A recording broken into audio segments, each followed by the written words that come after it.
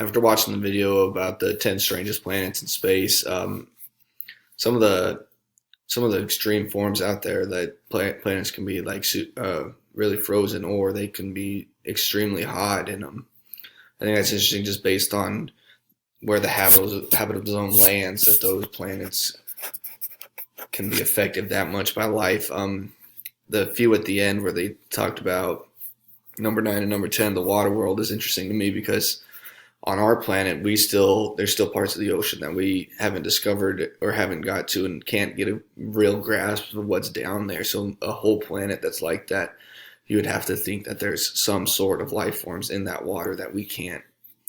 really see or understand, just because without being there. And then the last one that's most like Earth, the way the video made it sound like they have definitely something there, and whether they're advanced life forms or not, obviously it took Earth thousands of years before we even became what we would be considered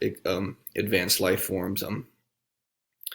Also, be one thing I makes me think about that if there are other life forms on these harsh planets compared to Earth, that